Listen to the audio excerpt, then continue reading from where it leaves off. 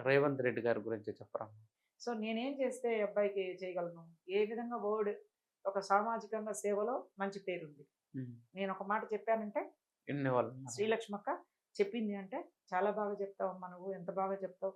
ఎంత మనకి కాలిన ఒంటికి వెన్నపూస రాసినట్టు ఎంత స్మూత్‌గా ఎంత బాగుంటాయి మీరు చెప్పేయన్నీ గూడా. ఎవడైనా తప్పు చేసినోడిని తిట్టినా గూడా అది తిట్టినట్టుండదు.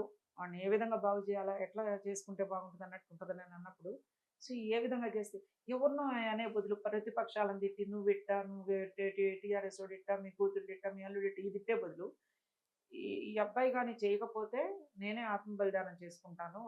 ఇంత బ్యాక్‌గ్రౌండ్ ఉన్న ఒక మహిళని, ఇంత కుటుంబ ఇది బ్యాక్‌గ్రౌండ్ నుండి పిల్లలు గానీ, కుటుంబం గానీ, ఆర్థికంగా గానీ ఇన్ని రకాలుగా ఉన్న నేనే ఆత్మహత్య చేసుకునే వాళ్ళకి అండగా ఉంటానన్న మనిషి, ఆత్మ బలిదానం హ్మ్. చేసుకుంటదంటం ఏంటి అని నవ్వుకోవచ్చు మీరు. కానీ దాని ఎనక ఎంత కాన్ఫిడెన్స్ ఉంటే అంటారు ఆ మాట.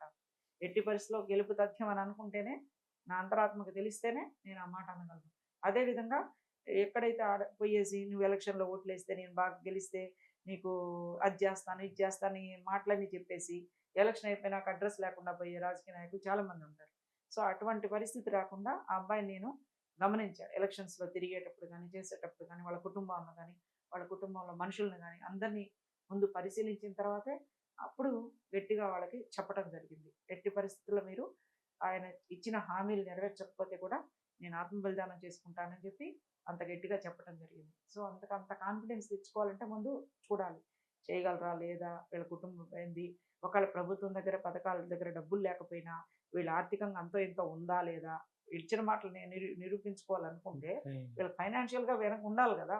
ఉందా? లేదా? అన్నీ ఎంక్వైరీ చేసుకొని బాగా ఫైనాన్షియల్‌గా ఉన్నోళ్ళు గవర్నమెంట్ ఇచ్చినా ఇయకపోయినా ఒక మాట ఇస్తే, అమ్మ నీకు ఇల్లు ఇస్తానంటాడు. కట్టకపోతే ఎక్కడో చోట అంత స్థలమో, గిలమో ఇచ్చే కెపాసిటీ అని ఉండేవాళ్ళు ఉంటేనే మనం సపోర్ట్ చేయాలి. ఏమీ లేకుండా గాలిలో మాటలు పెడితే చేయలేం గదా!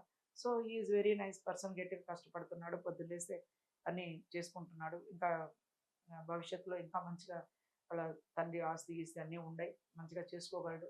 యువకుడు చిన్నోడు పాపం మంచిగా ఏజ్ ఉంది.